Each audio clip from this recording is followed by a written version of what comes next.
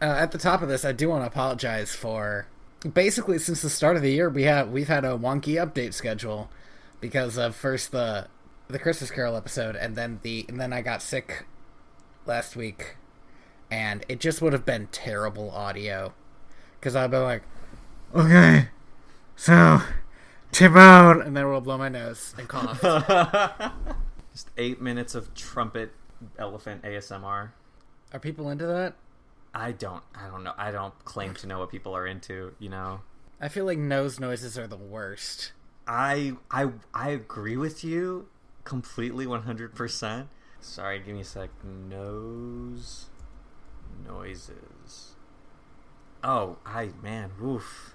I regret that. Close already, tab. yeah. Close tab. Nope, I'm good. That was not a productive search. And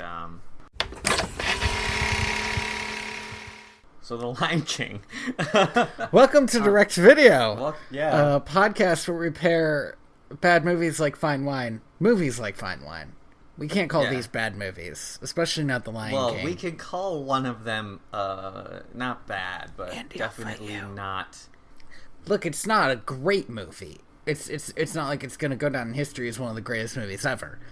But it is a good movie, and I enjoy it. I didn't hate it this time, which is, I think, all I can say about it. You didn't hate it on the second watch? I feel like I tolerated it more. I'll say this, there were bits of it. There were, like, jokes that didn't quite land, and there was, like, basic, like, cinematography choices that were made that I wouldn't have made. But other than that, I think it holds up. Yeah, it's fine. I mean, did it make me cry? I'm not gonna say that out loud. Yes. What? Yeah, part of it made me cry. I don't know why. I don't know if I was, like, tired or, like, mid-yawn or something.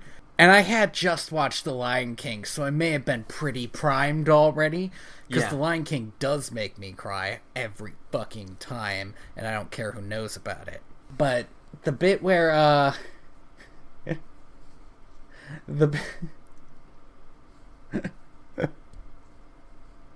because this is exactly the framing of the scene is exactly a scene in The Lion King. It's the "Can you feel the love tonight" thing, and the middle of it's like this whole cartoony thing, but the beginning and end are these two, basically Simba's two dads, sad that he's gonna leave, and it made me sad. I remember you and I actually liking that the last time we talked about it. Was that okay? That was that was so long ago. It was so long ago, and I could vaguely remember thoughts I had last time. I remember being really angry last time, and I don't know why. Like watching it again, that all of that emotion, all of that I was just kind of just like, it was like being on a roller coaster ride for kids, you know? Okay, yeah. Like, well, that's the right. thing. Like there's a scene. You know what? Why don't we actually start the real podcast and then we could get into it? Do we want to talk about The Lion King? Because we talked about The Lion King a lot, but I will say that, like, this movie had a budget of $45 million, which is a lot for, but it's an animated movie. But its box office was $968.5 million, which is holy fuck, which is so much. That's almost $1 billion in the 90s. That's insane. It is one of Disney's, like, biggest things that they ever did, and I think it earns that. No wonder it got 2 sequels. I honestly think it has 2 of the best. No, as one. Its sequels are top tier, but Cinderella, I think, beats them for best possible sequel. And we've got to watch these Cinderella sequels. You keep talking up to me. I really dislike I still dislike Lion King 2 for, like, trying to be Lion King and failing at it. That's my issue with it. And I still think that that's a bit unfair. Maybe. It's hottest lion. It has the hottest lion. I think Nala might be the hottest lion. I understand where you're coming from, but, like, have you seen Nala? We had this conversation before. We did. And I don't. Did I tell you that my mom and aunt listen to this now? Oh, great! So that's fun. This is good. Hi, Mom. Hello. I feel put on the spot, actually. Like, now I feel... Andy wrote that joke. Yeah, that they're gonna think that I'm eliciting this from you. Think nothing. They're gonna know. I think we can both blame other people for our respective awful, terrible jokes. I'm gonna blame Emma personally.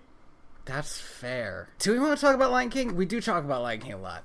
I feel bad. I feel weird not spending a bunch of time on it, but I feel like that's what we should do. I want to go over it because we never formally gone through the Lion King. Yeah, for like sure. You said, we talked about the musical and or the Broadway version, and we talked about possibilities with the live action version. I think. Yeah, a lot of my hopes have been kind of elevated, and a lot of my fears have been maybe not completely gotten rid of, but I'm excited about what the movie could be. I'm adopting a wait and see approach. I'm still miffed about Seth Rogen as Pumbaa. Don't like this. Pumbaa's the smart one. Okay, that's the thing. I think it's a tragedy that you can call any of these characters the smart one. How dare you? They are well-meaning, which I think is better than intelligence in their case. Is that a burn?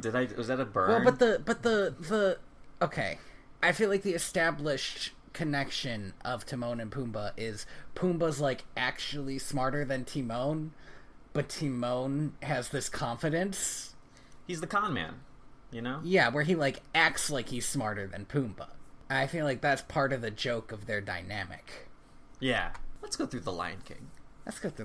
So this first scene is I think it's I'm not gonna do apex of animal animation. Yeah, I don't know the lyrics, and I would definitely not be able to. I don't want to. Yeah, I'm not gonna pretend to know Swahili and sing the beginning of that song.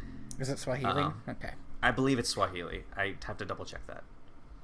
So it's a beautiful song. Every song in this movie is amazing. Although I like Be Prepared.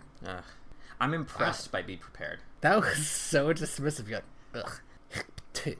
Did I say the apex of animal animation? Yeah, you did. This is the best animated animals I have ever seen. If you go to a zoo, you will see animals that just look like this and move like this. It everything from just how their shoulders shift and move to how they run and play with each other is and they have them coming together in this huge group that just looks amazing. It's kind of awe-inspiring. When I was a kid, watching that scene of the animals assembling around Pride Rock was one of the most stunning, beautiful things I had seen in a movie as a kid. Yeah. It's just inspirational. And the symbolism of the rising sun and the child being born, it's a new day for the kingdom because there's a prince now. It's all there, and it's all just compact, contained. You get what's happening here. Yeah, so Simba's got this presentation. I think they call it the presentation. Yes. And he does this whole there's a Rafiki anoints him. And I'm not going to describe all the characters because you know them, right? If you're listening to this podcast, you've seen The Lion King. I certainly hope you've seen The Lion. I don't know, maybe. Oh God, do you think it's possible that there are some people out there, maybe listening to this podcast, who are too young to have grown up with The Lion King? That's an insane thing that you just said. Is that I know, but is that a it's not probable. Anybody who has a kid now that would be too young to have grown up with The Lion King watched Lion King when they were kids. So I feel like they would show their kid The Lion King. Yeah, but I saw Snow White when I was a kid. Yeah, but I'm thinking it's one of those things, my dad showed me a ton of movies when I was a kid, and I liked half of them, and the other half I just ignored. I genuinely don't think a kid would ignore The Lion King. Yeah, I know. It's I tried to show my cousin Back to the Future, and she fell asleep. And I was like, okay, this is a very 80s movie, and maybe you don't relate to it very much. But The Lion King? Yeah, well, I mean, it's just a worry that I have, We're not going to talk about your misplaced worries about being old, because that's what that sounds like this is. Well, that's exactly what it is, but... So we get that great scene, the presentation of Simba, bam, cut, smash cut, The Lion King. Shoot them. Yes. What a cool, memorable title sequence. So the next couple of scenes are an introduction to three pretty major players in the story. Well, yeah, to Mufasa, Simba, and Scar, right? Mm-hmm. You can make an argument for Zazu, but he's really a side character. He really is a side character. He's the royal squire, right? You know, like, he's important. Wait. He's the major domo, Andy. Fine. He's not a squire. He's a major domo. There's a difference. Give me a sec. Major domo. Is it like a doorman? I think it means advisor. I've literally heard the word in Lion King and read it in one book ever. So... Mayor of the palace, Maitre d'Hotel. Oh, so he's fucking Lumiere. He's Lumiere. I thought Cogsworth was in charge. One of the two. Okay. Oh, no, it was It was... wait. So, in Beauty and the Beast, it says here that Cogsworth was Major Domo, but Lumiere is the Maître d'Hôtel, but they're both synonyms. All right. Which explains probably why they bicker so much with each other. Okay, the chief steward of a large household, this says. Yes. That makes sense. So he's a glorified butler. He does all the stuff that the king can't do himself. I would say he's an Alfred-type character, but he really isn't, because we get 2 Alfred-type characters coming in later. Is that how we're defining them?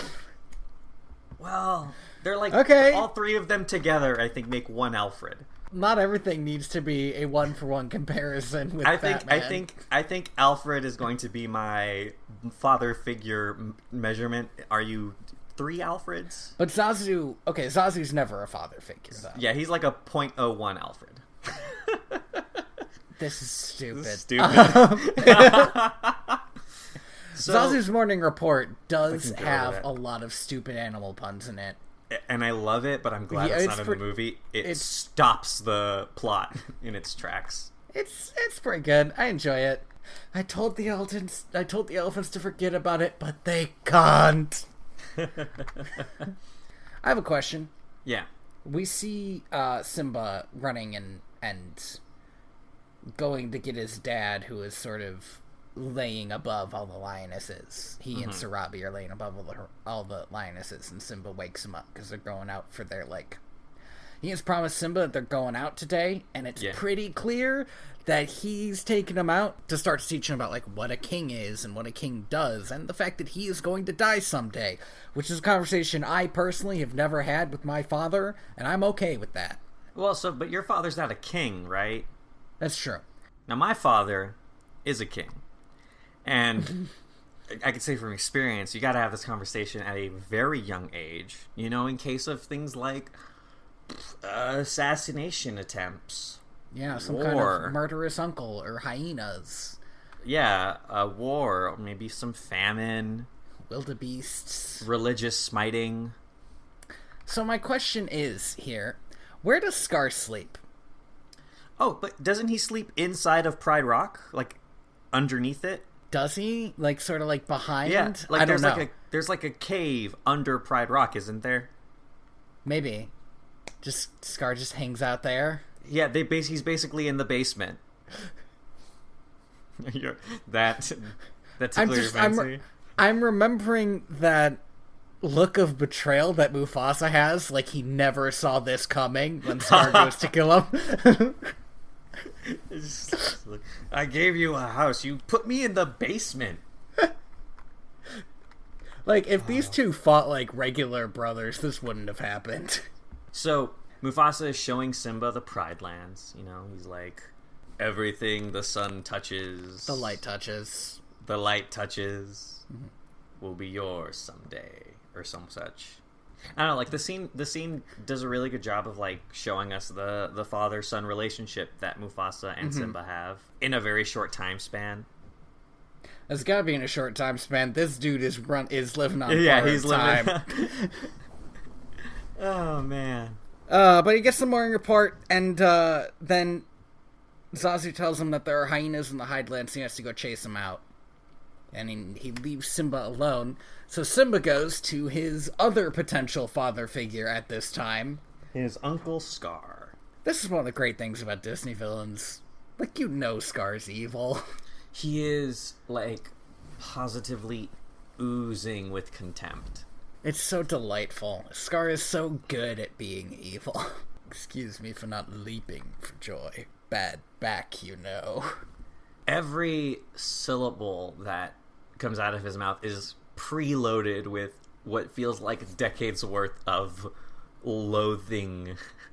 And just contempt. The idea that he even has to interact with this fucking kid. Oh, man. And on top of that, a kid who's gonna take his job. Mm-hmm. That he was all lined up to have. So he sends Simba out to go check out the elephant graveyard. Because he knows Simba's gonna freaking die. And Simba, because he can't just endanger himself, goes and takes his best friend Nala. His childhood best friend. And Sarabi makes them take Zazu. So they have to get rid of this. They gotta get rid of this. Before we get into this scene, I had a random thought. Mm-hmm. Maybe a tradition that goes down generations of intermarriage should be ended. Because Zazu says that there's a tradition going back generations that means that those two are going to be married. That sounds gross. They're lions. They're animals. They might be lions. They might be animals. They can still have birth defects, Andy. Yeah, and they do, but it happens all the time. The introduction of genetic diversity through mutation and a bunch of other stuff, it's complicated. There's a reason why it's okay for animals sometimes. Do you actually know why? Because I learned about this. No, I don't. There was like a major extinction event early in human history. So humans are more related to each other than most other animals are. So then if we start like messing with cousins or siblings or whatever, we get birth defects way more often. Huh, that's interesting. Yeah. Well, there you have it. I'm just saying, felt kind of weird. I get your point, but it's... Then we get I Just Can't Wait to Be King, which is a song that Simba threw together to get Zazu off of his back. It is a kick-ass song. Okay, but here's the thing about adulthood, right? I feel like adulthood is the moment when you start to side with Zazu over Simba. Because Zazu has some good fucking points. And Simba's a brat. Yeah, but that is the moral of this story. Yeah, and that's the moral specifically of this song. He's singing about the fact that his dad's gonna die and he doesn't realize it.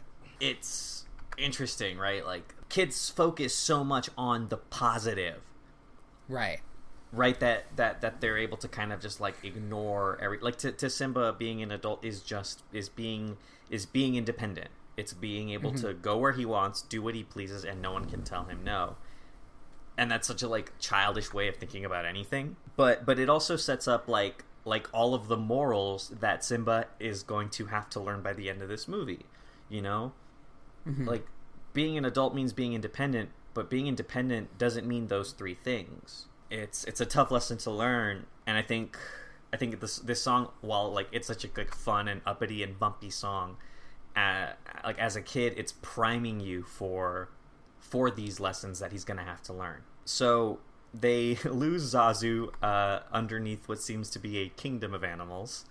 Yeah, he was eventually crushed by a rhino, and I assume dies, and then somehow regenerates or gets cloned. He Doctor Who's his way out of it. I was just kind of gonna let that one dangle. I had nothing. Okay, great. I feel like I'm all out of jokes today, but maybe we'll find some as we go along. I'll just stumble my way into some jokes. That's how you should do your podcast. So, they can find the elephant graveyard. Oops, there's hyenas in it. Oop. Hey, the elephant graveyard is really well designed, but as a kid, I definitely did not appreciate all of the dead skin and how that's like just part of the design. Like, this place sucks. It looks like it smells, and there's also like these like vents of steam or like something. Yeah, and all like the little bones everywhere that Nala starts sliding down. Like, this place is just rough here. It's very dire. It's like a very dire setting. Mm-hmm. They get picked on by these these 3-spotted hyenas, and Simba basically is like this is my chance. I'm going to be brave and I'm going to do the thing. Mm-hmm. and he mules at them. A big part of Simba's character in this first act is that he keeps trying to be an adult and he's not. And one of the ways this is sort of shown to us is that he can't roar yet. He spends the whole first act trying to just be able to roar. Thankfully, though, Zazu was able to warn Mufasa. Yeah, so Zazu catches up with them, tries to get them out before the hyenas get him. The hyenas get him, grab Zazu, put him in a vent, and shoot him into the air, which is, I think, the most cartoon physics thing that happens in this movie. And I guess he gets that shoots him back to Pride Rock fast enough to go get Mufasa. So Zazu has died twice already. Zazu's died twice already. Zazu is some kind of minor god. I actually noticed this watching it. I thought this was interesting. Simba is always like wide-eyed and grinning in these scenes, and Nala is not. Like, she's clearly here just like following Simba and what he wants to do, and is not as into it because she's not that like maybe foolhardy. But on the flip side of that, Simba does this cool thing where he attacks Shenzi when she's about to like kill Nala, and they get away for a bit, and then Mufasa shows up. So I don't know if that means anything. I just thought it was interesting. It's good like character stuff that I noticed on my 250th watch through. Well, because we know from a couple of scenes later or from a couple of scenes earlier that Nala is better at wrestling than Simba is.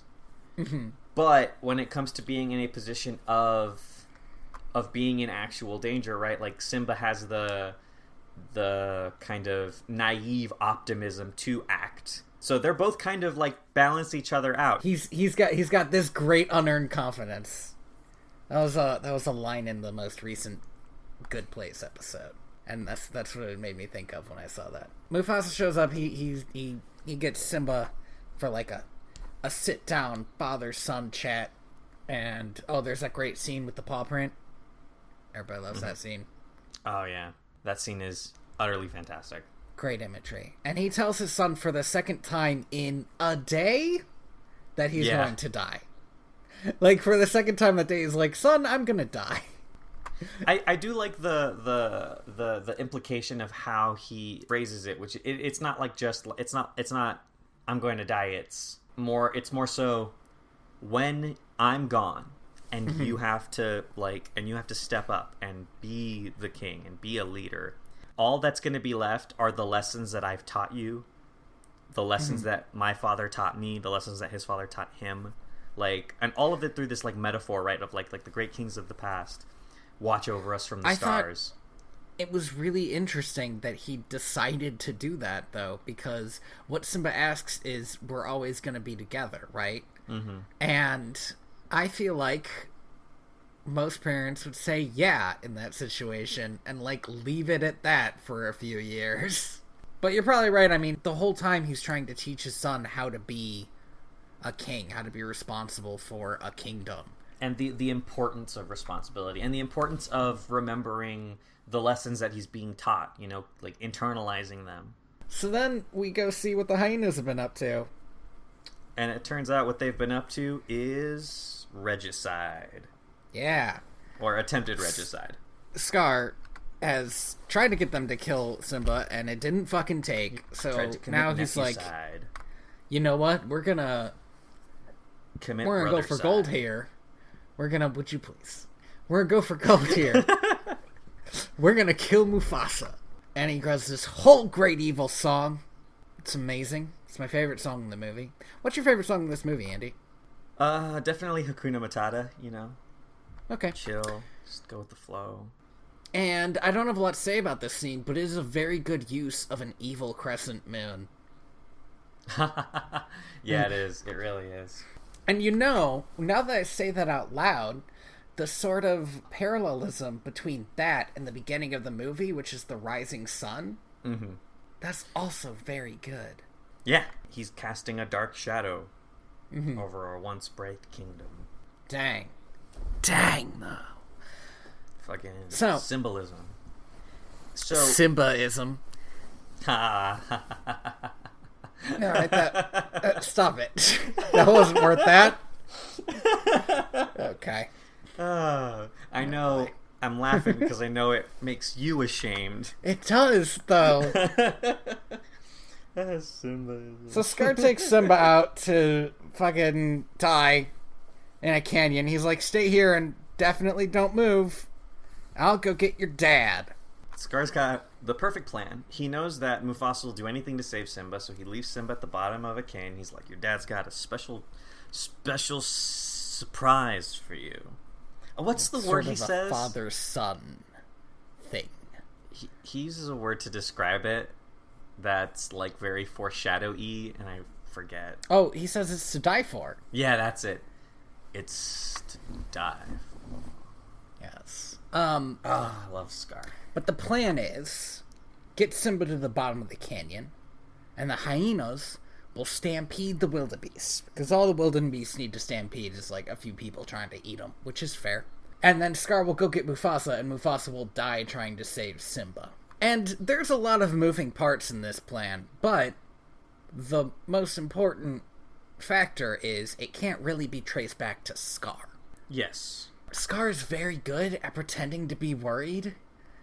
Like, I found myself watching Scar this whole scene, and he never gives away the fact that this is all according to plan. Mufasa gets down there, grabs Simba, and I've watched the scene a lot of time, just a lot. And this time I found myself sort of watching it, seeing it as Mufasa, and I was trying to think of a worse feeling than desperately trying to make sure your son doesn't get trampled to death. Mm-hmm. And I think it can only be beaten out by murdered gleefully by someone you love. Because, man, has Mufasa had a bad day. There is so much emotional through line running this scene. From the beginning, especially if you've seen this movie a lot of times, just Simba's kind of optimism and joy at, like, oh, I'm going to get to hang out with my dad again today. All the way to that final moment of betrayal, not only that Mufasa feels, but that Simba ends up feeling because of the way Scar kind of basically drills into his head, like, you did this. Hey, and watching Simba try to awaken his dad's corpse, fuck. That fucking sucks. That is the worst. It is. I think that is absolutely one of like the rawest one of the rawest scenes that Disney has animated. Yeah, because it's not like gory or anything. He's just not waking up. Simba, we need to go to the next scene, man. Simba bolts. He run away and never return. To have an adult tell a child to. Oh my God! There's this.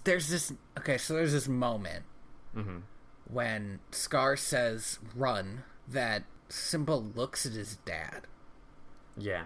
And I felt like watching it. I felt like it was almost like he wanted a second opinion. Like he wanted his dad to say something else to like tell him, "No, you should stay." Yeah, but right. He like couldn't. Up until this point, Mufasa had been his voice of reason. With no one else left, the only adult voice now is Scar's. It's so manipulative and vile to see this play out the way it does because of how young Simba is. So Simba runs. He bolts. He takes the his uncle's hyenas. advice. The hyenas start chasing him. He goes through some thorns, and they decide they're not following him through the thorns, so he's good. He ends up out in these wastelands that I guess are just at the edge of the kingdom. Yeah. This just endless desert where he is found by Timon and Pumbaa. Gasp. A meerkat and a warthog. Oof. That was a pretty okay Timon and a pretty bad Pumbaa.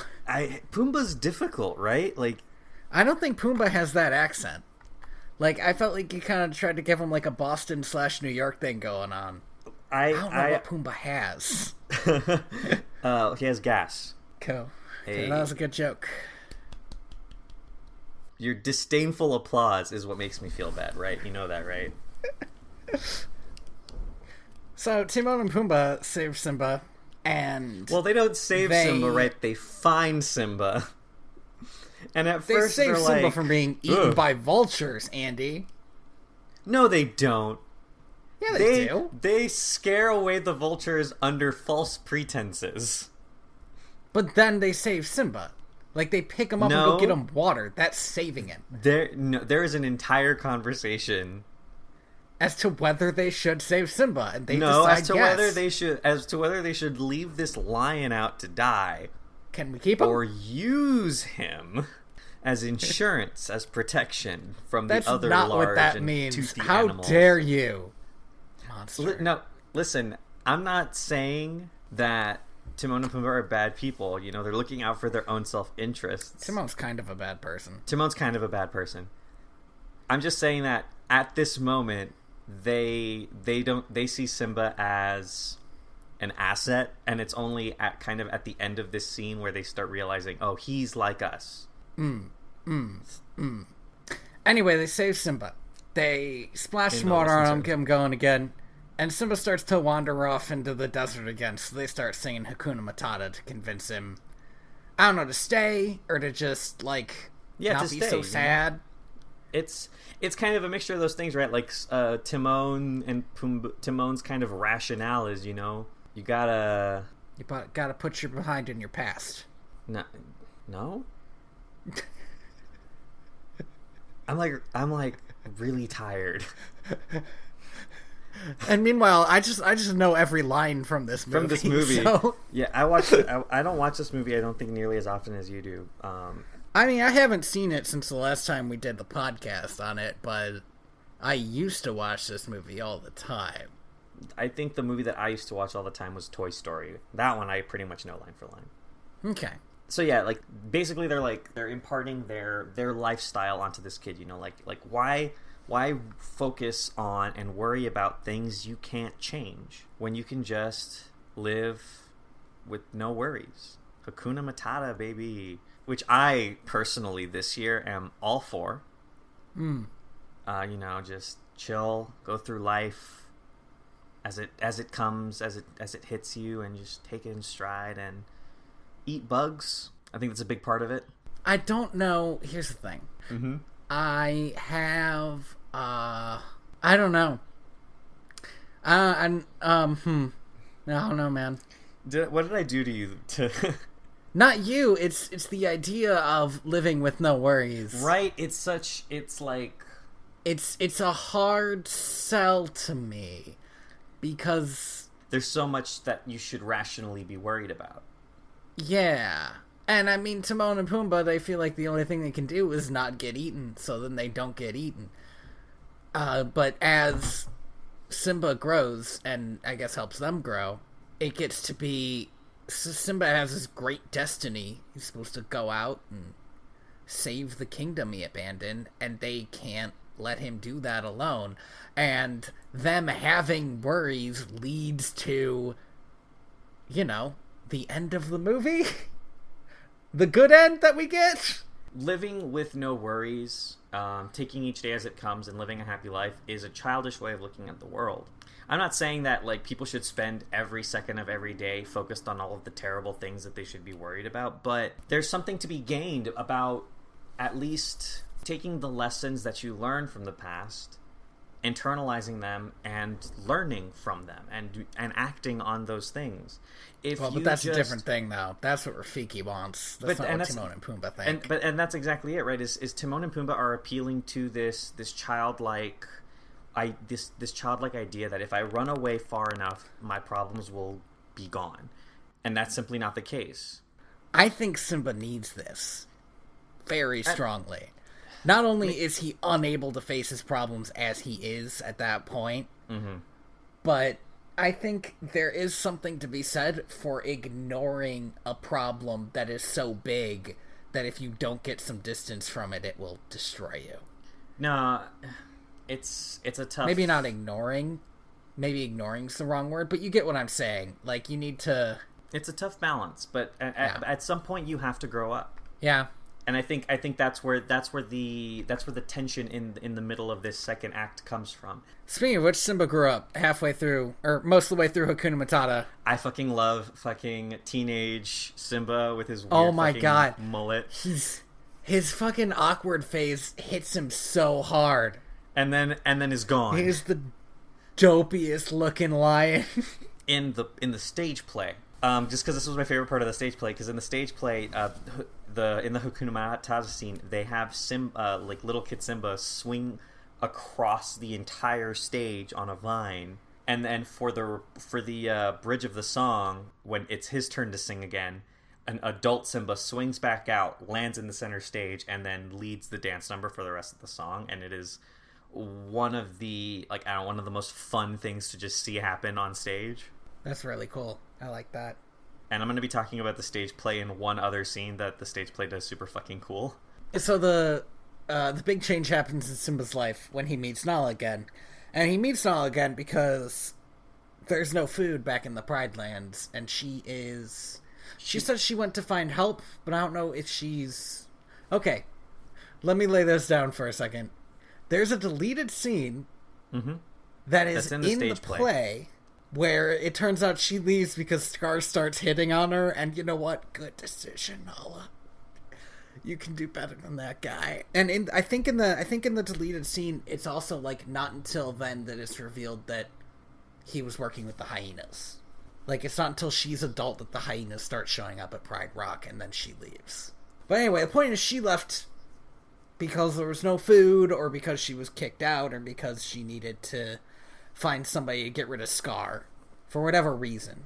Basically, just go so that Scar doesn't hit on you, A, and then B, while you're out there, see if maybe you can find anybody to help us get out of this fucking mess, because as we learn later, Scar is somehow so incompetent or vile or unfair as king that he causes like a complete ecological disaster.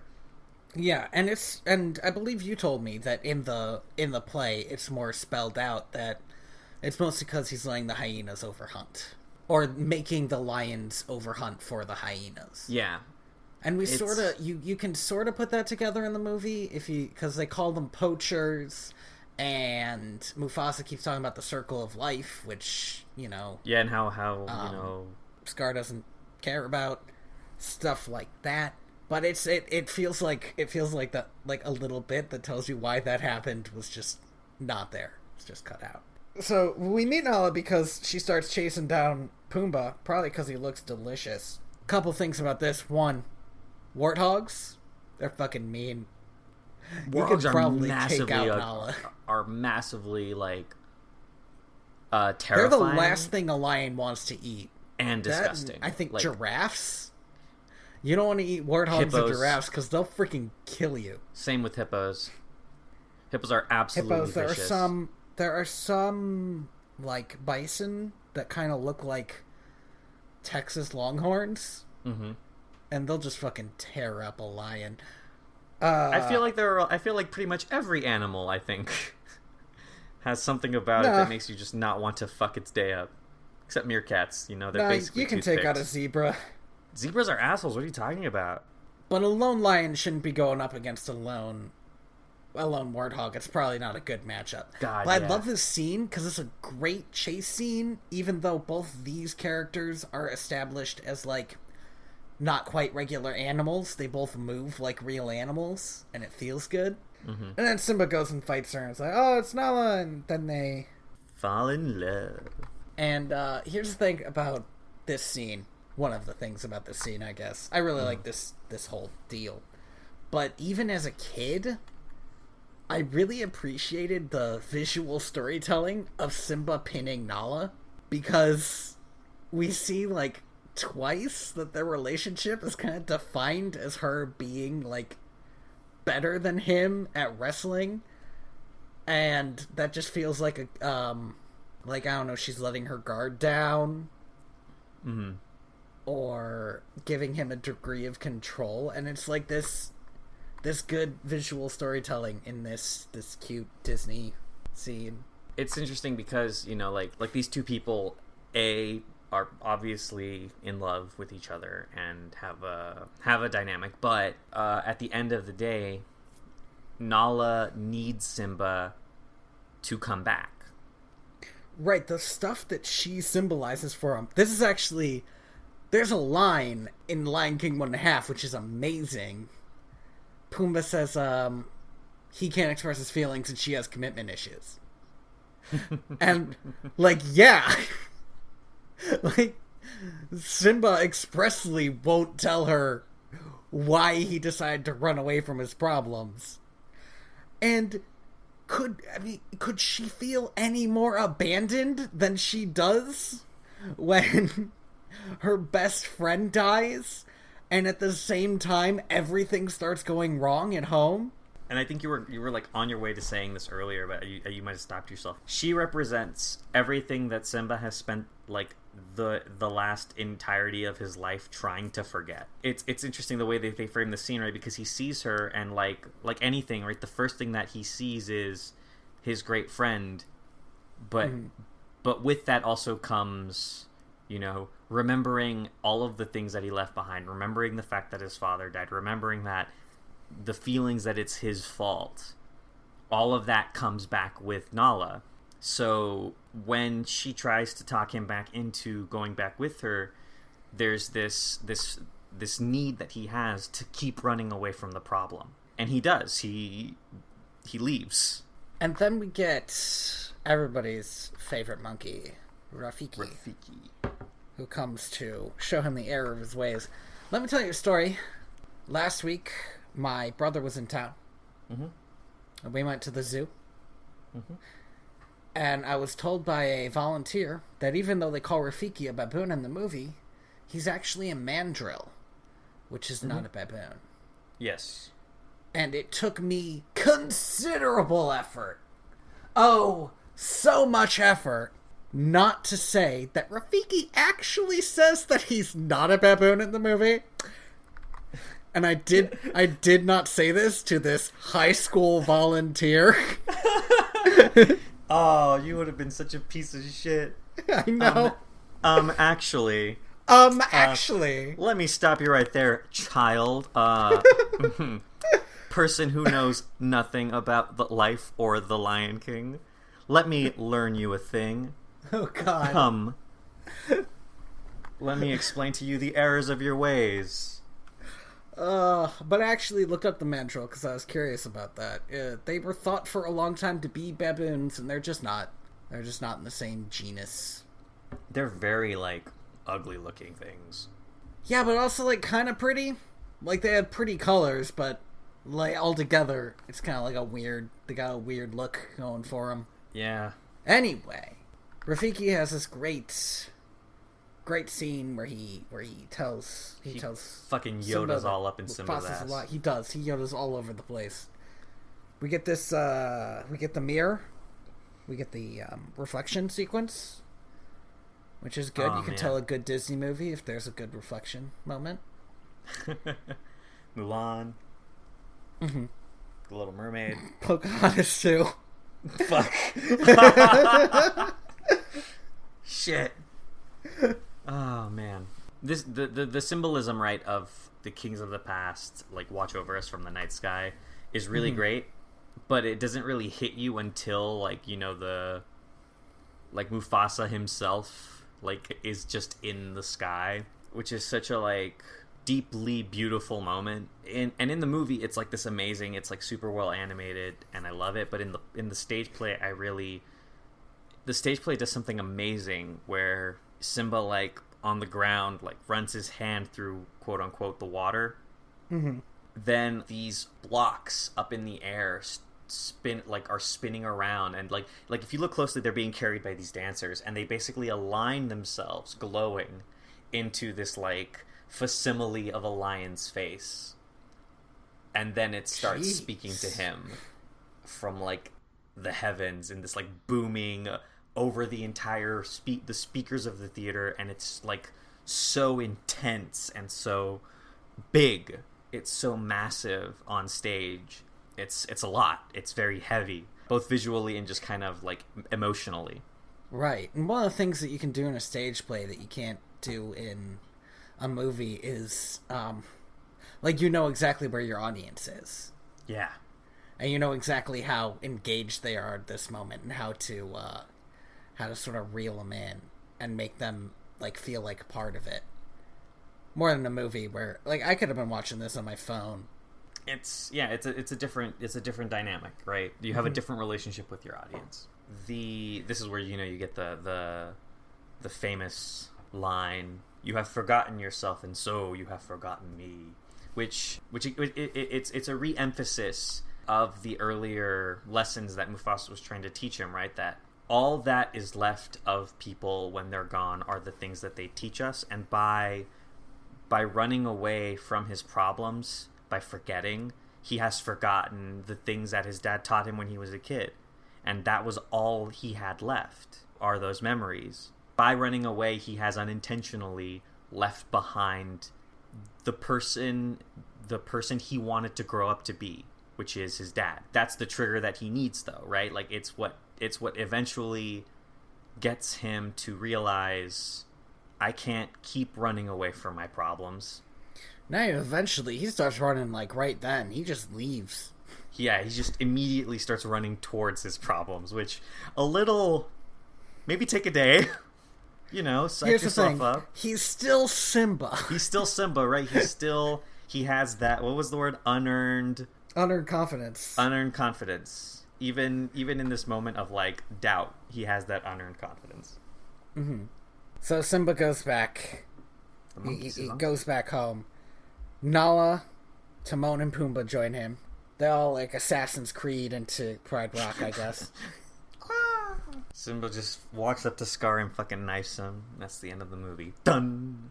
Resciate in pace. That's a fucking stupid joke. I was drinking. I don't think I said it right. I think it's Requesquia in pace, but I don't remember. Italian is like close enough to Spanish. Yeah, that's what I always learned. So Timon and Pumbaa get their luau scene. Oh yeah, that's right. where they get the hyenas away from Scar. Meanwhile, Simba goes to challenge Scar, except Sarabi's there, which really throws a wrench in their whole sneaking up plan, because he hits Sarabi and Simba is mad. And there's a great scene where both Scar and Sarabi think he's Mufasa. That is such a cool thing, like symbolically. But Scar, he's got this thing in his back pocket. He has a couple things in his back pocket, actually. He doesn't have pockets. That's true. He's a lion.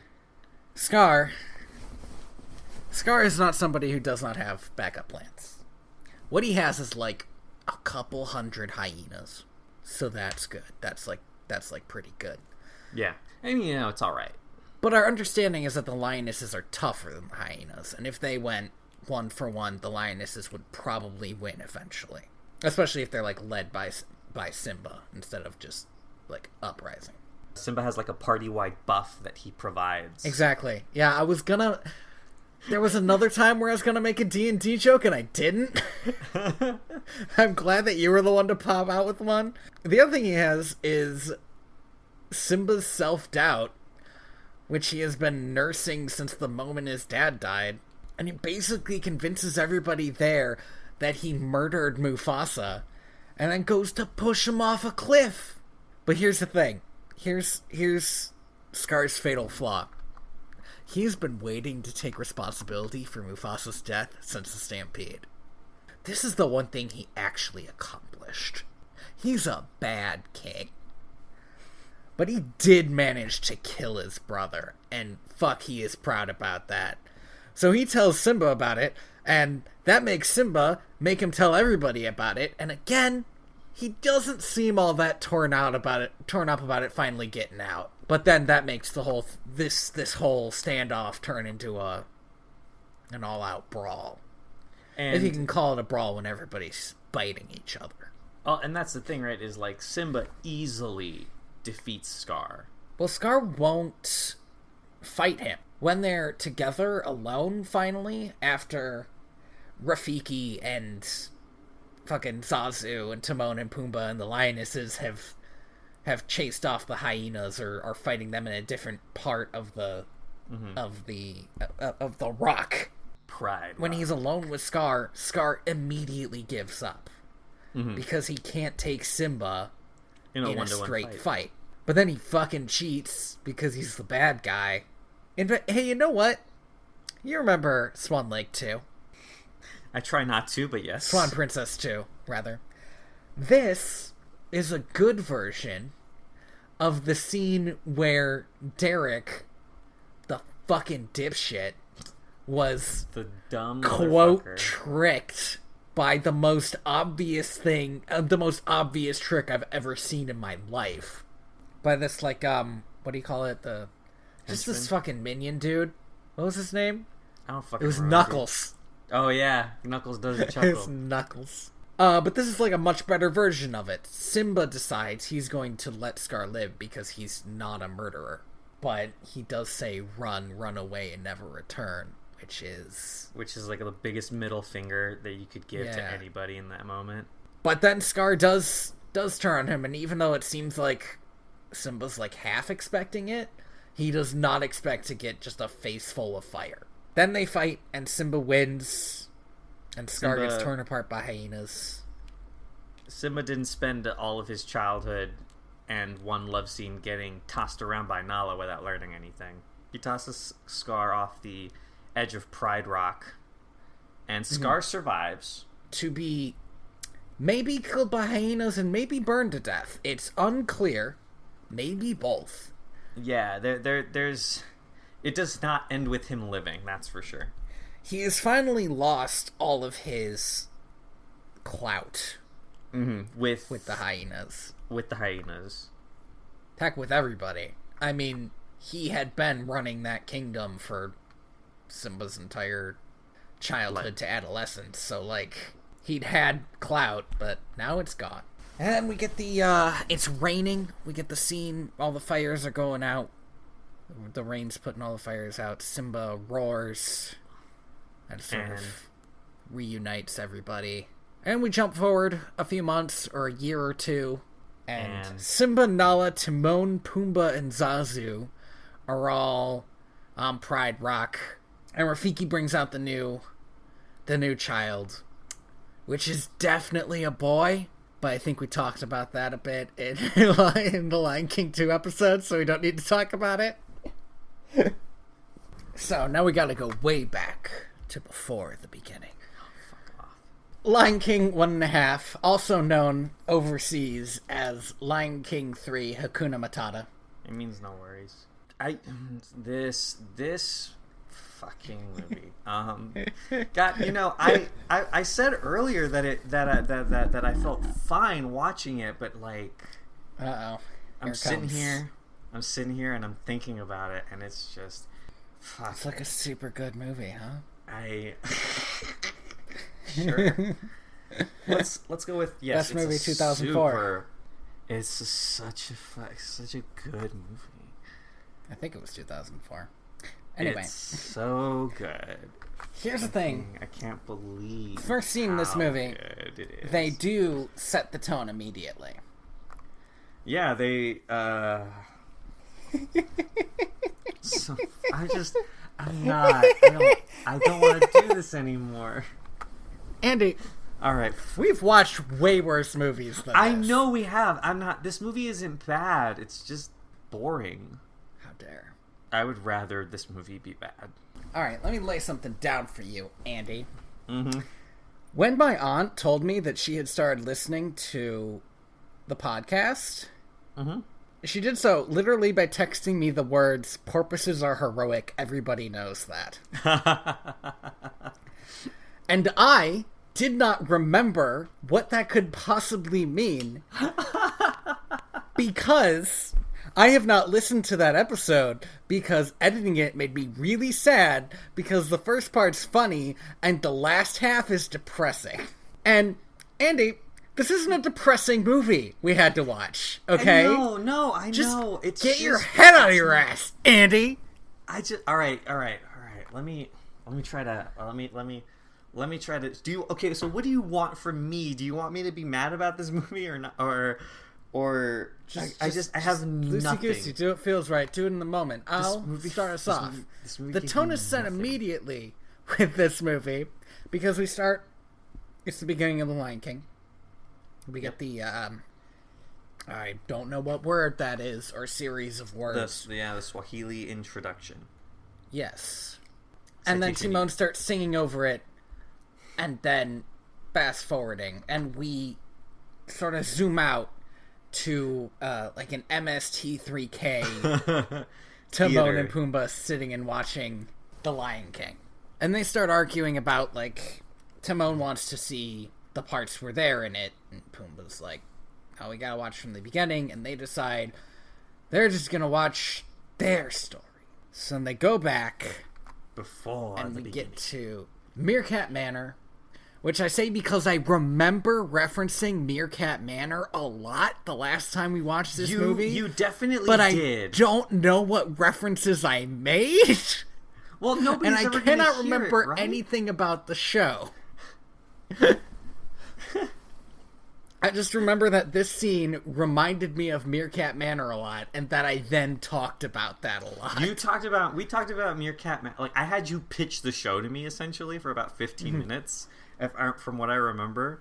Oh, it's such a shame we lost that audio. So Timon says, we're so low on the food chain, we're underground. And then we go underground. And we get this, the Meerkat song, which is them singing Dig a Tunnel. Everybody's singing Dig a Tunnel while they're digging tunnels. Dig a tunnel. It's catchy, but it's not like a great song. It's catchy, but it has no substance. It stays with you, though. Yeah, it definitely does. The purpose of this scene is to show us what Timon's relationship is, not just with his family, but just with the entire Meerkat colony. He's who are, according to Meerkat Manor, pretty closely related. Yes. Okay. But he's too, like every con man who grew up on the streets of New York, he's too big for his britches. That seems to be it. The thing is, Timon's a screw-up, but he's a screw-up because he hates his hometown. Yeah, he wants to live big. Get that penthouse. And he wouldn't be a screw-up if he didn't consider living underground beneath him. But dumb Kish! That's the one pun I thought of while I took notes, so... Oh, really? Symbolism wasn't prescriptive? No, that was off the top of my head. Wow, well, that one was better, so, you got a future in improv, I think. This is a garbage show. Anyway. But yeah, that's the conflict of Timon's existence, is he wants to live big, but he's so small. Mm-hmm. Well, and like every other meerkat has accepted that part of their lives is like running from animals. Is living in fear.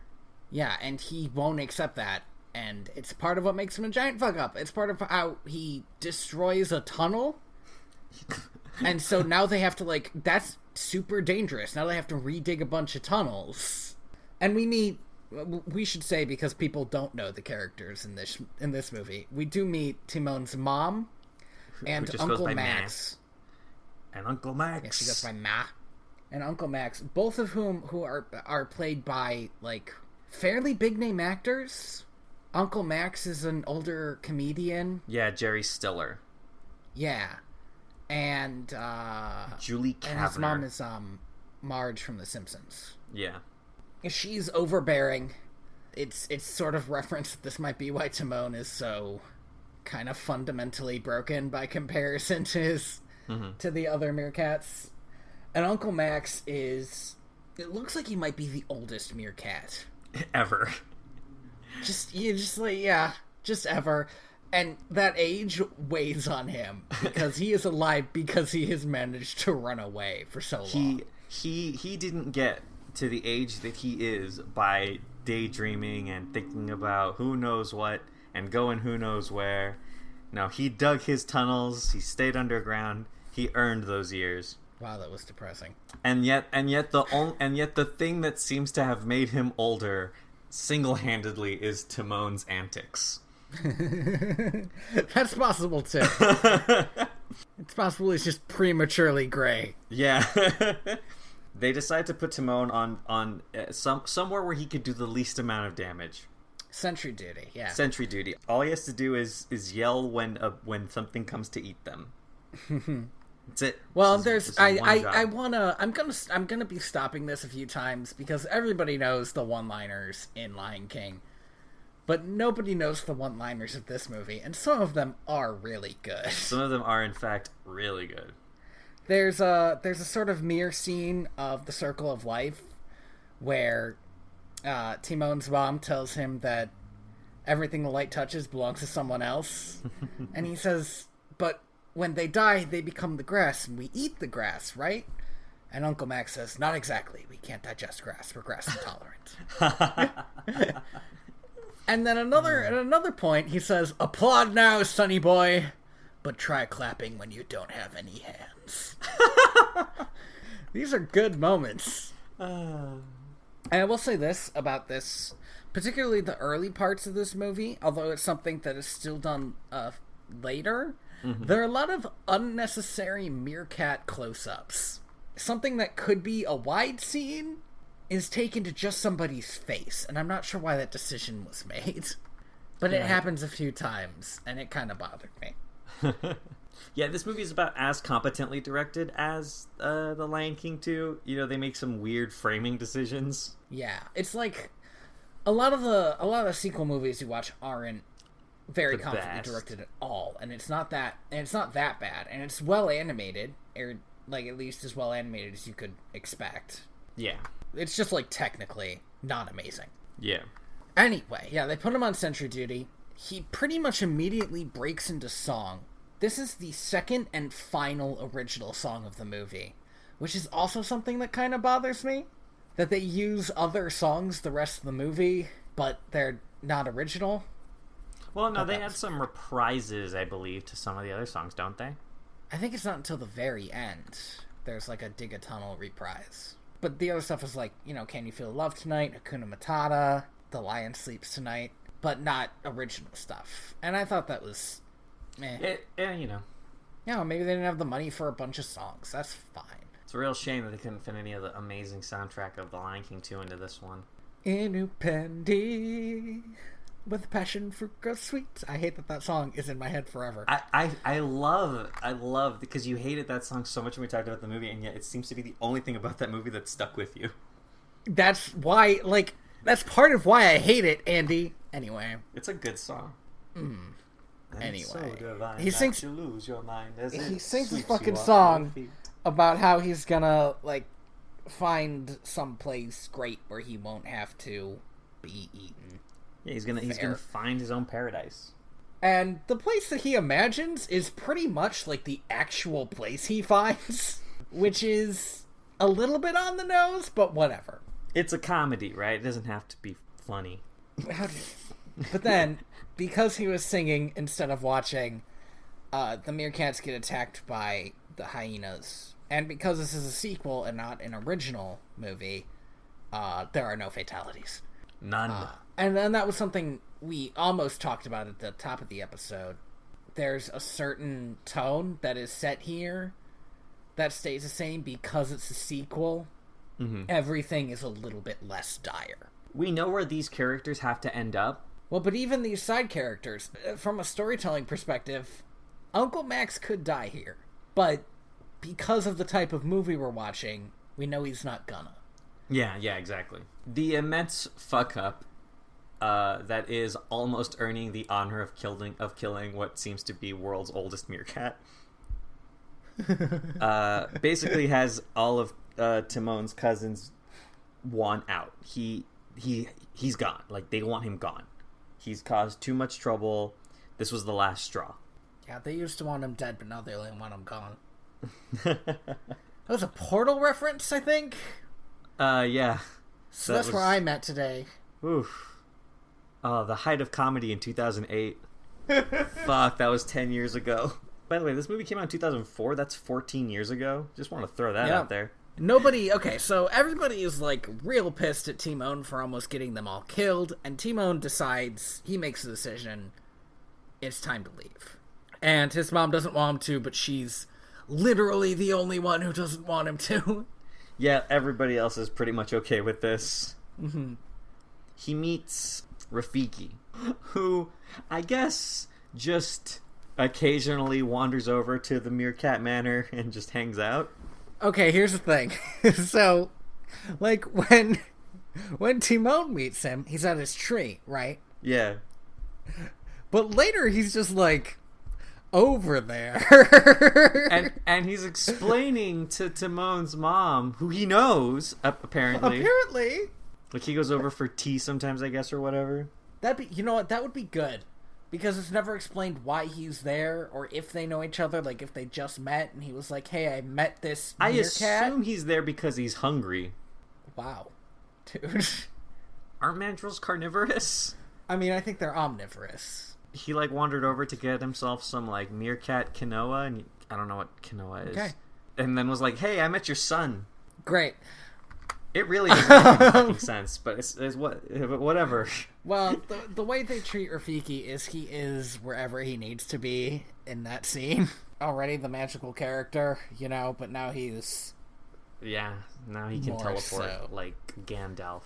And I do want to say that, you know, that makes no fucking sense, but there's a bit of extra bought suspension of disbelief because Timon and Pumbaa keep, like, pausing the movie and commenting on stuff that's happening. There is a gag halfway through this movie that does not make sense anymore. What gag is that? It's when Pumbaa sits on the remote and changes it to a shopping channel. That gag doesn't make sense and isn't funny today. TVs don't do that anymore.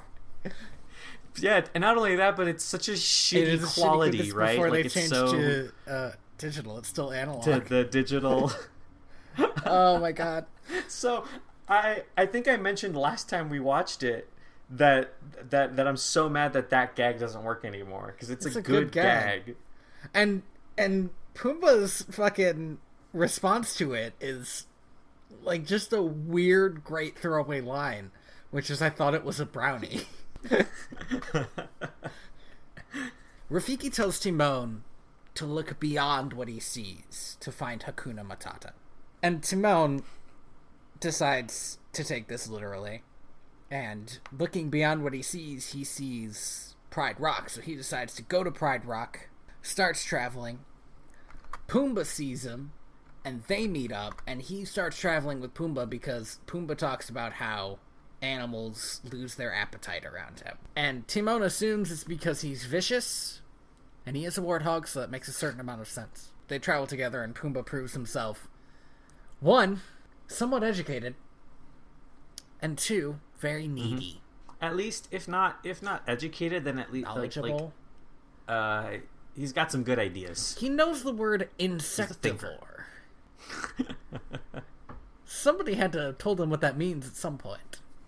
And Timon talks about how, you know, he's on his way now. He says, to protect me, I got a great big fat guy. Which I think is a great throwaway line.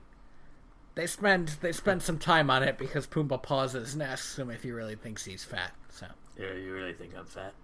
It's still not a great Pumbaa. It's very different. Like, A, you gotta go so low, and B, there's like a wetness to his voice that I can't do. I don't know, like work your lip maybe? I don't know how to do voices. Is this anything? That sounds like an evil Muppet. Oh, God, no. They go to Pride Rock, and they see the presentation of Simba. Now, I want to address something here, because in the timeline of this movie, this scene is what breaks it the most. Is it? Is it this I think it's this one. Is it? Are you going to throw out a different scene that you think breaks the timeline more? I'm curious. I mean, I think the whole movie kind of breaks its own timeline in a way, but go on. Well, I think this is the thing that most fucks up the timeline of this movie. So, there's a deleted scene where Timon sees the presentation of Simba as a child, and in this scene learns how unimportant he is. And this was deleted so the meerkats could be more removed from the kingdom. But then they added the presentation later, when Timon was an adult, which makes this, like, weird continuity error, because then the next day Simba is like, I don't know, 8. I just thought that was interesting. I mean, they obviously decided they needed the presentation to be part of this movie. Yeah, they needed to shit on that in somehow, right?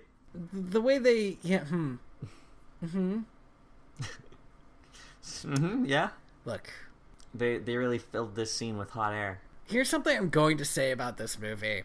For a movie that relies so heavily on fart jokes, some of them are pretty good. No, yeah, you know, it's... Like, this, like, the, I'm not like a fucking connoisseur of big fart scene jokes, where Pumbaa knocks out a bunch of animals and then the other animals start bowing kind of makes me cringe. But then when Pumbaa says, well, I don't like to toot my own horn, and Timon says, yeah, that's for the best. I like that. Well, the jokes that are told that are about Pumbaa's gas problem are better than the jokes in which Pumbaa just lets out a fat the joke one, is right? that he farts. Yeah, Cuts exactly. a big block of cheese. The ones where he's like, where he's like, Timon, I need a rest stop, and like I have a bad feeling, and Timon's like, oh, it'll pass. That's great. But the actual fart was not great. Unnecessary. Yeah, I don't love it. They decide that this place is too crowded. There's too many people here. And for Timon to find his dream home, he needs to look beyond Pride Rock, and he sees the waterfall. Not the waterfall, the water hole. They spend some time setting up. Timon's like, yep, this is the place. I'm going to stay here forever. I love it here. And Pumbaa's like, well, I guess I'll just go. And Timon kind of relents and lets him stay. Turns out Pumbaa already made 2 beds because he's super needy. Pumbaa really knows how to make a friend, you know? You say his name all the time, and then you buy a condo unit with 2 beds pre-made for him. That's how you do it. It's how everyone has always done it. There's no other way. There's no other way to make a friend. There's a pretty good gag where Pumbaa has to sleep in the tiny bed because... I don't know if Timon's, like, selfish or oblivious at that point, or both. This movie, I think this movie really, really manages to walk the tightrope between selfish and oblivious for Timon. Well, the reason you can forgive him for being selfish is because of how oblivious he is. Exactly. Next day they wake up, and I Just Can't Wait to Be King is playing, with the many animals that are part of it. And Timon, who does act like he's from New York, even though he's from, like, a tiny town, is like, oh, great, we moved into the theater district. And here's the thing about this. I was never clear on why that stack of animals fell over in the first place. And Angry Meerkat seems as good a reason as any. Because he just starts hitting people with sticks until they fall over. Yeah, he's not a fan of supporting street performances. Exactly. But one of his criteria, right, for being in paradise is the fact that it's quiet. What is he says, like, the elbow-to-elbow life reminds me too much of home. He doesn't want people around. He doesn't want... Like, he grew up with 1 billion meerkats. He doesn't want all that. That makes sense. So Timon and Pumbaa have known each other for 24 hours now. And now it's our dream home. They fell into that so easily, they started calling it our dream home that they're looking for. Oh, yeah, like they're a match made in heaven. They go to the elephant graveyard. Timon decides, like, this place is terrible, but there aren't going to be any predators here because who would ever come here? And then Susasu and Mufasa show up, which I think is great because I expected the hyenas to show up. Yeah. He watches Mufasa just beat the shit out of the hyenas and then decides to go. Then they go to that the green cave, the like steam cave that Scar be prepared does his thing in. I love this. I think of all the gags that they do, this one's my favorite because it's just, I believe, the shadows on the wall, and they're just like, Here's the thing. A Nazi rally just happened in our front yard. We should go. They, like, walked in on somebody planning a coup and just left. And the last place they go to check is the gorge. What this place lacks in water and shade, it more than makes up for, and something like heat and blinding sunshine. It's really good. I like Timon trying to sell these places to himself. Then the stampede happens. Yeah. And they run away from that. And they end up going down a waterfall. Let's talk about continuity errors. We can do that. Because I was under the impression that they had been at the Hakuna Matata, which is what I'm just going to call fucking that little oasis that they were at, the oasis they were at, forever, for a while, right? That they had an established routine. Things that they did every day, that they had known each other for a while. But in the context of this movie, they had known each other for what, maybe a week? But here's the thing. This movie sort of commits the sin that I see a lot of prequel movies do. Well, this is more of an interquel. Interquel movies, yes. Which is giving characters no time to breathe. Like, if you really think about the end of Rogue One versus the beginning of Episode 4... even though I think those are both good movies, the fact that there's no time in between that is crazy. I actually really like that specifically, though, right? Because the implication that 2 minutes after all of this insanity happens and Leia gets the plans to the Death Star, that 2 minutes after that she looks Darth Vader in the eye and is like, "Fuck you, I don't have shit." He was, killing his way onto her ship. And then she was like, "No, this is, a consular ship. We're cool." We're just making our way through. But yeah, I have the question, how long have Timon and Pumbaa been in their new home before Simba shows up? A few days? Tops? Less than a full day, if maybe? That. No, because the stampede is the day that Simba runs away. Right, the day question that is, how leave. long does it take you to wander the desert to get there? And I don't know, a couple hours, a couple days, however long that is, that's how long they've had. Until Simba shows up. Yeah, but I have a couple other notes before even that, where Timon has decided he's given up looking for his dream home. He's going to go back home. And he tells Pumbaa to do the same thing, and Pumbaa tells him he doesn't have a home. We never really learn Pumbaa's backstory. We know a bit of it because of the Hakuna Matata song in the first movie. When he was a young warthog, But we don't really learn how he ends up with nobody in the world. And as far as I can tell, if that song is to be believed, it's because he has, a bowel problem. And that's fucking tragic, because Pumbaa is the nicest person. Yeah, he's a sweet dude. He's just the coolest guy. And the fact that everyone abandons him because he's gassy is terrible. And he's just so lost and alone. It really bummed me out when I stopped to think about it. I mean, obviously the big crying eyes thing was played for laughs, but it bummed me out. However, the next scene did have me imagining a bunch of writers trying to come up with rhymes for Hakuna Matata that made any earthly sense. I do like what they came up with. What was one of them? Was something frittatas? Yeah, it's hot tuna frittata? Or was it legumes on a plata? Yeah. I've got a lambada. It's great stuff. It's a good bit. And they go into Hakuna Matata, and they have what is either an unnecessary gay panic moment or necessary gay dad moment. Your choice, you decide. They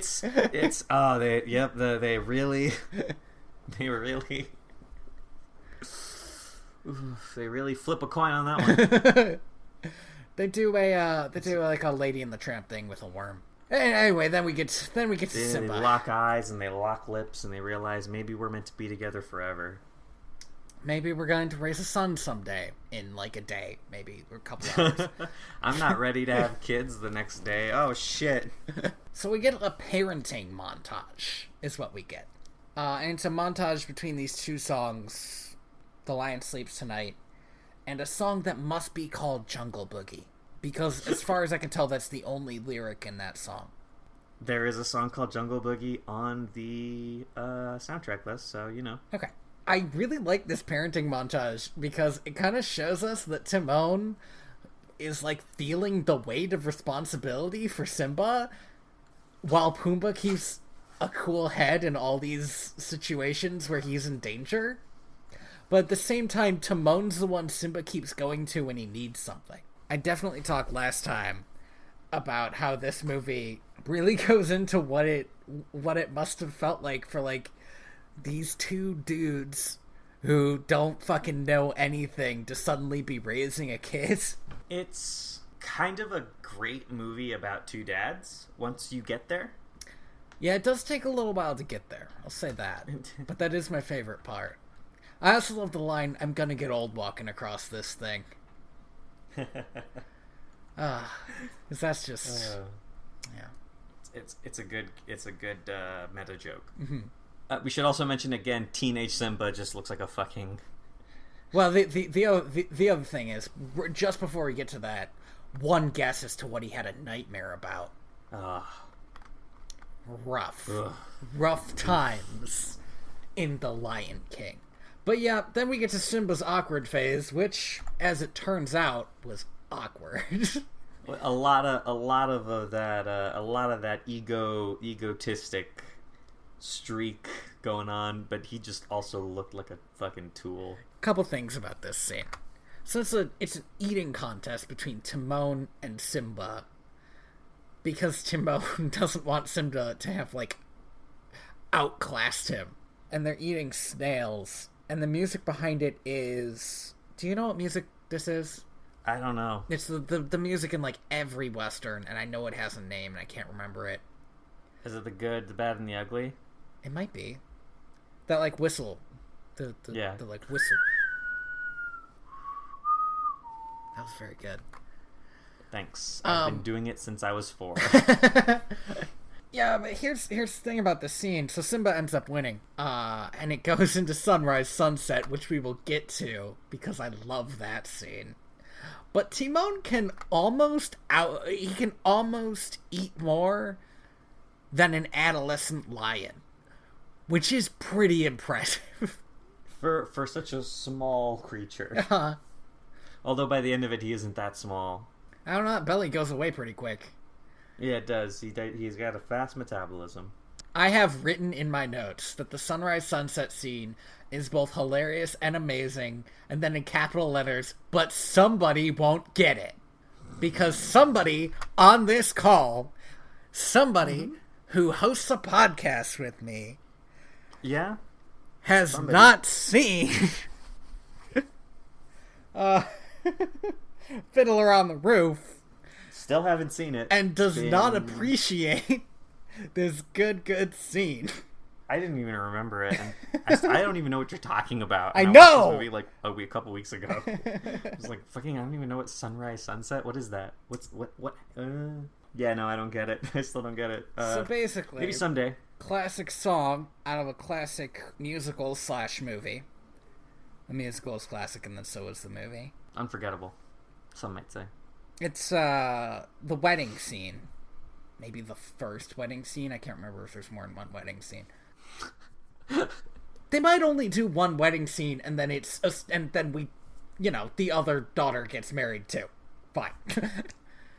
But I didn't even know there was a wedding in Fiddler on the Roof. Fiddler on the Roof is a story about fathers and daughters. Andy, come on. We're not going to get into Fiddler on the Roof. I can't tell you the whole point of Fiddler on the Roof so that you can understand why this sunrise sunset scene is so good. All I need to understand is there a point in which somebody fiddles on a roof? I don't think so. Then what? Why call it that? It's been a while. I think it's a metaphor. False advertising. Also, maybe in the beginning of the actual play, that actually somebody does fiddle on the roof. Oh, okay, but I think it's fine. sort of a backdrop thing. I can't start to explain to you why the sunrise sunset scene is good. Listen, maybe someday I'll watch Fiddler on the Roof, and then watch The Lion King 1.5. This jacuzzi joke is possibly the greatest fart joke of all time. Oh man, and the golden hot tub for best fart joke goes to. It's a very good fart joke. It is. It's all right. It's pretty good. So in the beginning, when we first see their little slice of paradise, they talk about how there's a hot tub, and they have gone back to the hot tub a couple times. But this time, when Pumbaa gets out, all the bubbles stop. Is the joke. That scene ends with them all going to sleep, and we never see Simba's sleeping situation in The Lion King. So I like that this kind of establishes that he slept with his two dads into his adulthood. It'd just be a really awkward part of the story for him to tell, so he just leaves it out. Look, it stopped his nightmares. Okay? But doesn't Nala like sleep over at their place for at least a night? Yeah, but he's already gone. Oh yeah, exactly. She never has to find out. What Nala doesn't know won't hurt her.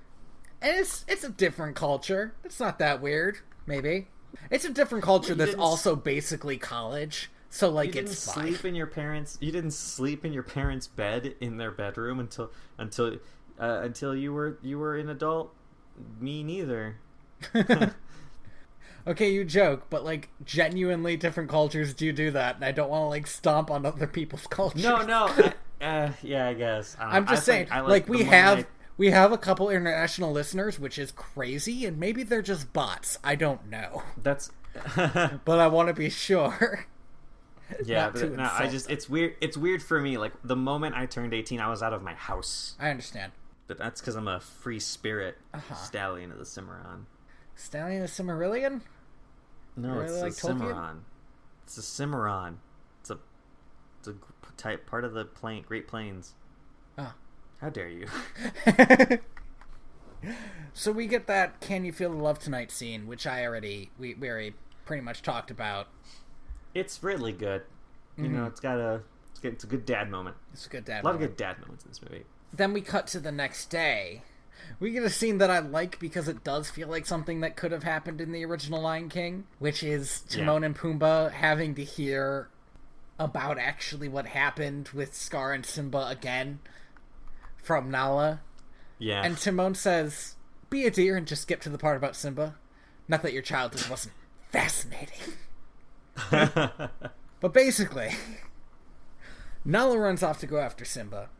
Pumbaa goes after her, but Timon says if Simba left, then he left, and he's not gonna just abandon everything he knows. And so it's unclear as to the amount of time Timon hangs out alone. I assume like an hour. Yeah, it can't have been that long because we need to catch up with the rest of the movie. And Rafiki has stayed behind. No, so Rafiki has shown up. No, well, here's the thing. I'm gonna combat this a back way. I've been playing KOTOR 2 again because I play video games when I'm sick. And there's a scene where you have to, like, defend a governor from, like, being killed by a bunch of mercenaries. And one of the things you can do is, like, go up to random people who you know and tell them to temporarily join the army. And it felt like that's what Rafiki was doing. Like, walking up to Timon and being like, "Hey, shouldn't you also go, like, I'm trying to stack the deck in my dude's favor. Shouldn't you, be out there? Shouldn't you be there? Fighting the good fight? You know, with the pig and the lions?" Yeah, it really bothers me how Rafiki just fucking manifests. But he seems more, because in The Lion King, and to a lesser extent The Lion King 2, people run into Rafiki. Mm-hmm. But in this movie, Rafiki seems to run into Timon.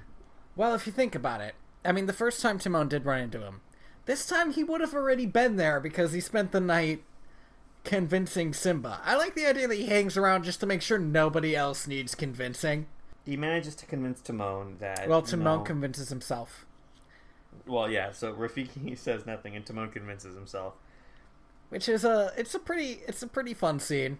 Timon, like, roleplays Rafiki, telling him what to do. That maybe Hakuna Matata was the friends we made along the way. Oh my god. And...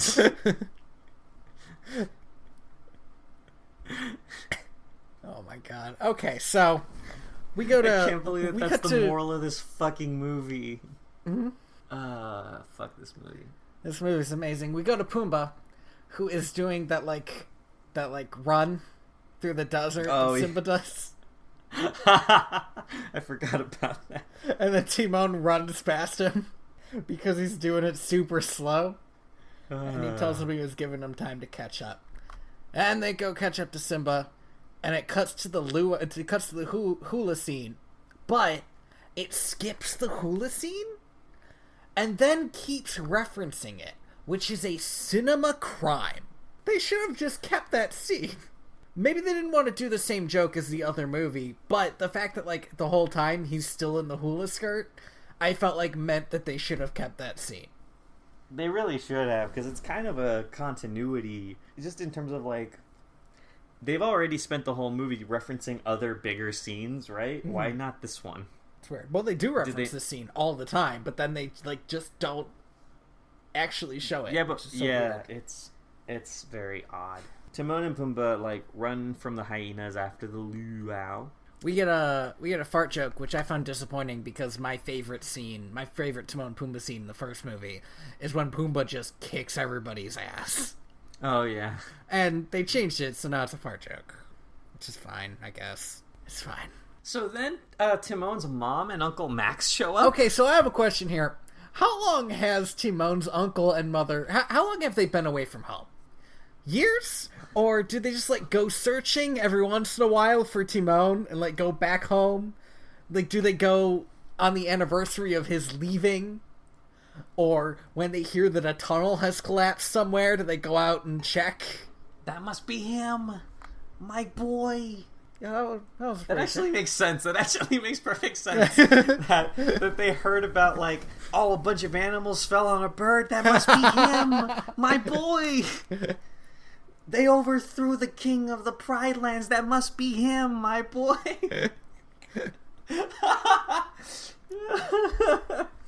So Timon convinces them to dig a bunch of tunnels because they're going to build a trap for the hyenas so that they can... Oh yeah, I forgot that, like, an earlier bit in the film is that Uncle Max is, like, the best digger, right? Wasn't that a thing? I don't know if that's exactly it, but he definitely, like he's good at it. Again, he's the oldest meerkat. He, like, knows this shit. Yeah, he didn't get there from sitting on his butt and daydreaming all day. He also teaches Timon to be sentry. So, like, I think he's just, you know, the wise one, kind of. But wise in meerkats is also terrified. So he convinces them to dig a tunnel while they go to lure the hyenas in. And they go insult the hyenas and get them all to chase them. So they need to... This is so stupid. Oh yeah, is it stupid? It's, like, really good though. I love it. They need to they need to buy some time while Timon's family keeps digging. And so he, in a last desperate attempt to stop them from eating him, asks Shenzi to marry him. But here's the question, and I remember asking it last time. How does Timon know Shenzi's many middle names?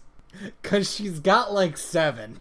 She's like Shenzi, Marie, Jekyll Dora, Madalena Hyena, or something. Yeah. I think there was a Juanita in there, too. And then he, like, keeps talking about it while she's coming in for the kill, and he says... I know there's a lot of questions, like, what will the children look like? And it cuts to Pumbaa, who is just frozen with a gasp on his face. He's like... He's completely horrified. He didn't see this twist coming. So, they do get the... They buy enough time. Basically, long story short, they get the trap to work. The hyenas fall down it, and it seems like through a tunnel that spits them out at the bottom of Pride Rock is, I think, what's going on. Yeah, that's, I think, what happened. And then Scar falls in, and they win. The movie ends very much like, you know, we get to the same end that the Lion King does. We get Simba roaring, except now Timon and Pumbaa say, "That's our boy." And, again, I like that. And Timon brings all the meerkats to... The oasis. Yeah, the oasis, where they all live now. Except, I mean, canonically, Timon moved out, so I guess he still gets what he wanted, which was not to live with a bunch of meerkats. Well, he lives at Pride Rock, right? He becomes Simba's kind of... I don't know, just like buddy? Like advisor? Entourage? Babysitter? Did you do entourage? I still think it's funny. Okay, that's fine. Even after all these years. Alright.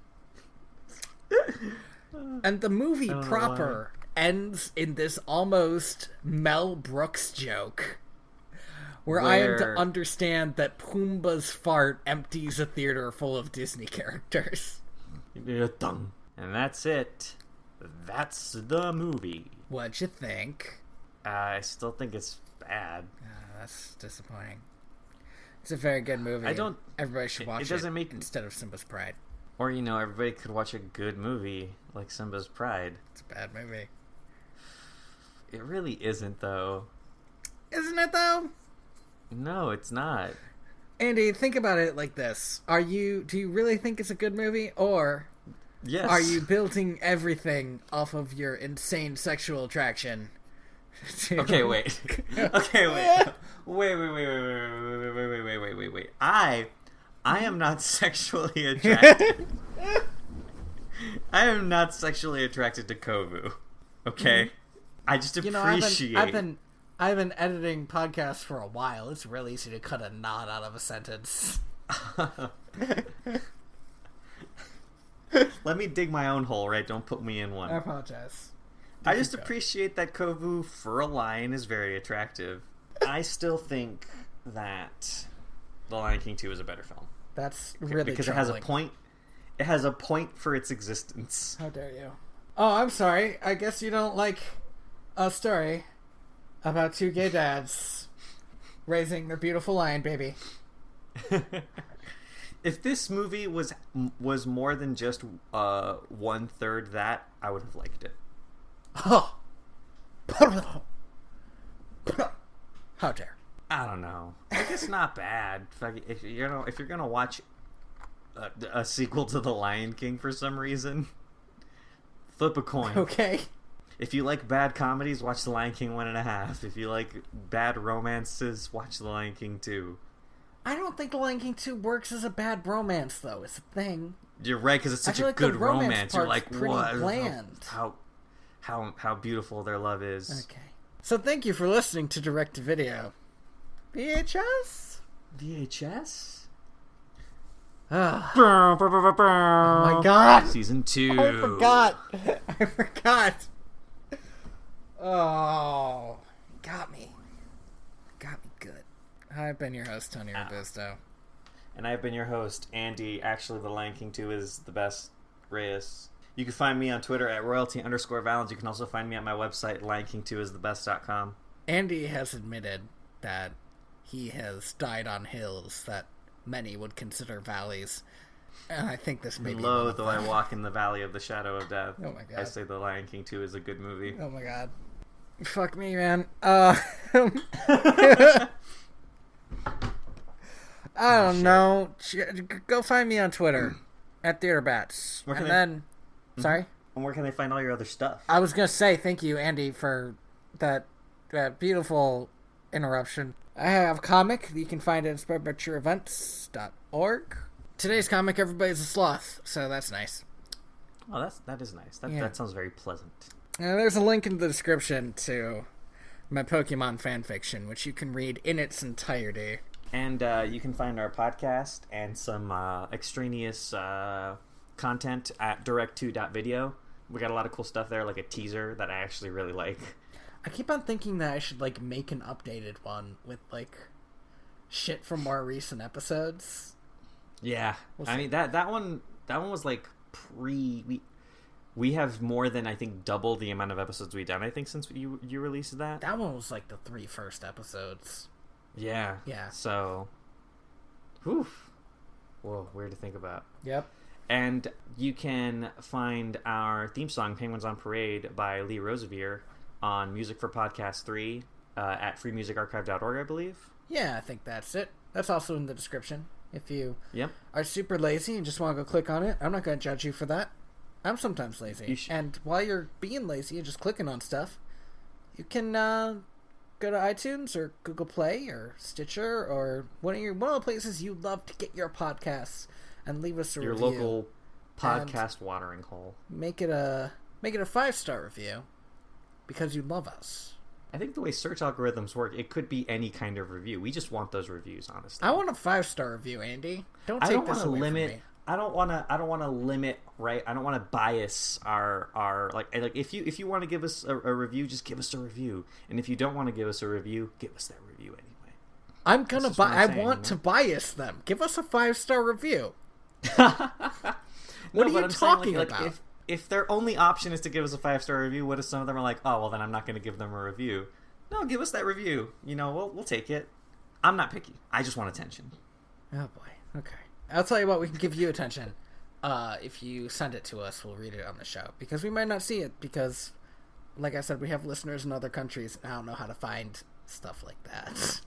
I still I don't really know how to do any of that logistical stuff. Mhm.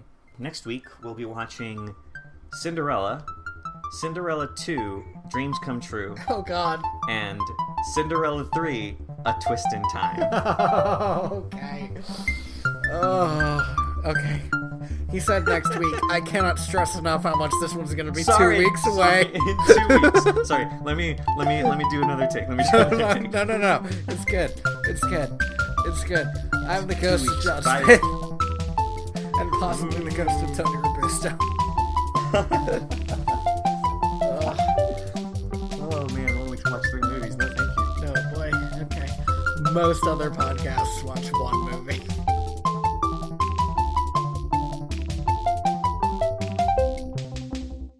I'd never seen The Lion Guard. I got to watch a bit of it because I was walking through Walmart and it was on one of the TVs, and there was this box that I believe was a collection of episodes that just said Lion Guard: The Rise of Scar. Motherfucker. And I don't know what this does. Is this like a Darth Maul situation? Does Scar come back with 2 With robot spider legs? legs? I don't know. Oh no.